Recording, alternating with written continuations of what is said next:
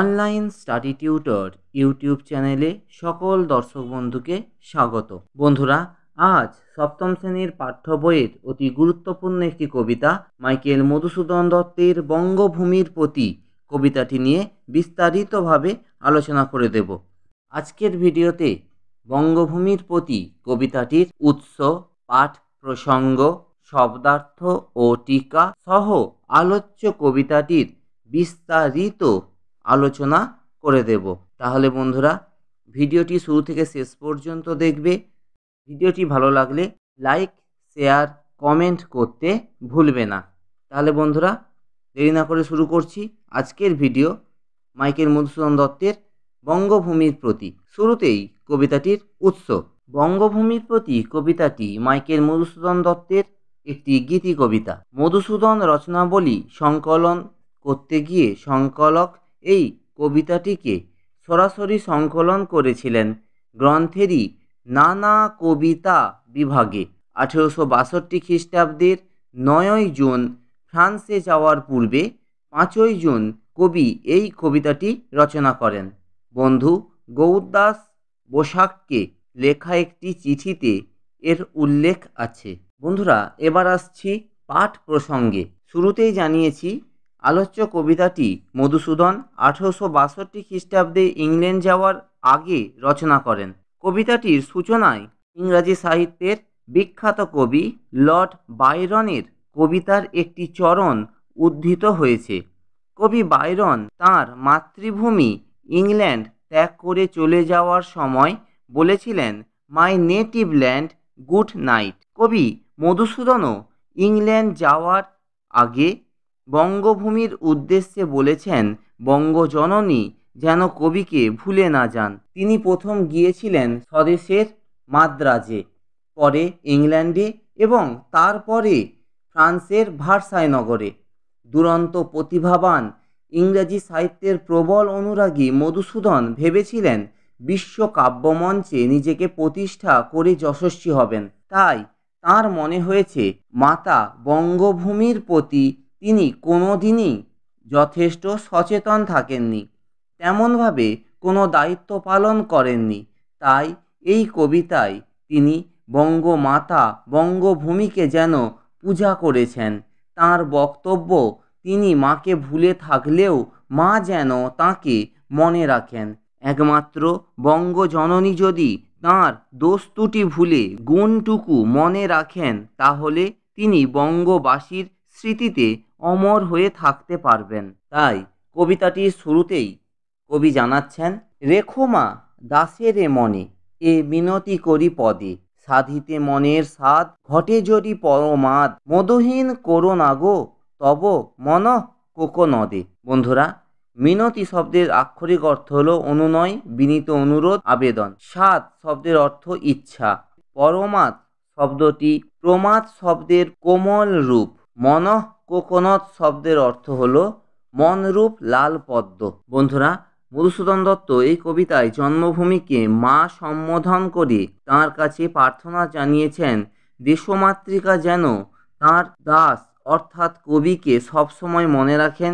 জীবনে চলার পথে যদি কোনো প্রমাদ বা ভুল ত্রুটি ঘটে থাকে, তাহলে যেন তাকে দেশমাতৃকার মনঃ কোকনদে অর্থাৎ তিনি যেন বঙ্গজননীর হৃদয় থেকে কখনো মুছে না যান। বন্ধুরা, এই কবিতাকে বলা যায় প্রায়শ্চিত্তের কবিতা বা মধুসূদনের আত্ম অনুশোচনার কবিতা।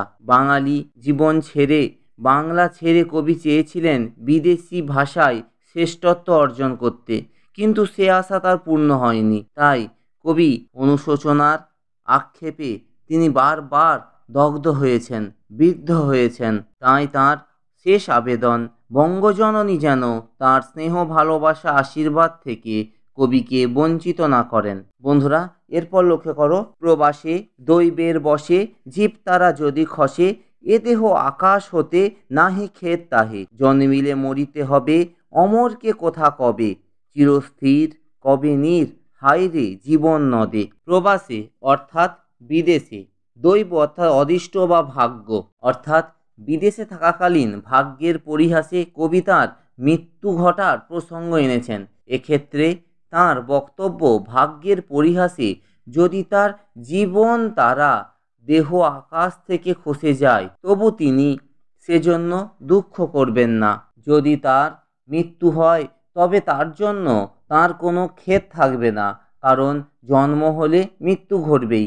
কেউ এই পৃথিবীতে অমর নয়। কবি জীবনকে নদীর সঙ্গে তুলনা করে বলতে চেয়েছেন যে নদীতে যেমন ঢেউয়ের পরে ঢেউ আসে, তেমনি জীবন প্রবাহ মানুষকে জন্ম থেকে মৃত্যুর দিকে নিয়ে যায়। বন্ধুরা, এখানে জীবতারা অর্থাৎ জীবরূপ তারা বা নক্ষত্র অর্থাৎ জীবাত্মা বা আয়ু অর্থে ব্যবহৃত হয়েছে। দেহ আকাশ অর্থাৎ দেহরূপ আকাশ, এখানে দেহকে আকাশ রূপে কল্পনা করা হয়েছে। এর অর্থ দেহরূপ আকাশ থেকে জীবরূপ তারা খসে যাওয়ার অর্থই হলো মৃত্যু। আর এই পৃথিবীতে কেউ অমর নয়, এটুকু লক্ষ্য করলে দেখা যাবে বাক্যটিতে কবি বলতে চেয়েছেন নদীর জল যেমন কখনো স্থির হয়ে থাকে না, সর্বদাই প্রবাহিত হয়ে চলে, তেমনি মানুষের পরমায়ু অক্ষয় নয়, তারও ক্ষয় হতেই থাকে। জন্মগ্রহণ করলে মৃত্যু অনিবার্য। কোনো মানুষ কখনোই দেবতাদের মতো অমরতা লাভ করতে পারে না, কিন্তু ভালো কাজের মধ্য দিয়ে সে অন্য মানুষের মনের মাঝে চিরস্থায়ী আসন লাভ করতে পারে। তাহলে বন্ধুরা, পরবর্তী অংশ লক্ষ্য করো। কিন্তু যদি রাখো মনে, নাহিমা ডোরি সমনে, মক্ষিকাও গলে না গো পড়িলে অমৃত হদে, সেই ধন্য নরকুলে লোকে যারে নাহি ভুলে, মনের মন্দিরে সদা সবে সর্বজন, কিন্তু কোনো গুণ আছে যাচিবে যে তব কাছে, হেন অমরতা আমি কহ গো শ্যামা জন্ম দে। বন্ধুরা, সমন শব্দের অর্থ হলো মৃত্যুর দেবতা যম। মক্ষিকা শব্দের অর্থ হলো মাছি। অমৃত যা পান করলে মৃত্যু হয় না, সুধা। অমৃত হ্রদ অর্থাৎ সুধায় পূর্ণ হ্রদ। জন্মদে অর্থাৎ জন্মদার সম্বোধন রূপ, জন্ম দেয় যে অর্থাৎ জন্মদাত্রী জননী। বন্ধুরা, কবি এখানে অমৃতের হ্রদের সঙ্গে মানুষের স্মৃতির তুলনা করেছেন। কবি বোঝাতে চেয়েছেন মানুষ স্মৃতিতে চিরকাল বেঁচে থাকে। কবির মতে নরকুলে সেই মানুষই ধন্য যে মানুষ সকলের মনের মন্দিরে শ্রদ্ধার আসনে চির অমর হয়ে থাকে, লোকে যাকে কখনো ভুলে যায় না। প্রবাসে অর্থাৎ বিদেশে থাকাকালীন স্বদেশ বা মাতৃভূমির প্রতি এক দুর্বার আকর্ষণ অনুভব করেছেন কবি। কবি জানেন যে মৃত্যু একদিন হবেই, কৃতকর্মেই মানুষকে চিরকাল চির অমর করে রাখবে মানুষের হৃদয়ের মণিকোঠায়। কবিও বঙ্গজননীর আশীর্বাদ নিয়ে দেশবাসীর হৃদয়ে চির অমরত্ব লাভ করেন। তারই প্রচ্ছন্ন প্রকাশ ঘটেছে আলোচ্য উদ্ধৃতাংশটির মধ্য দিয়ে। তাই তিনি বলেছেন, বঙ্গমাতা যদি তার হৃদয়ে কবিকে স্থান দেন, তাহলে তিনি মৃত্যুর দেবতা যমকেও ভয় পাবেন না।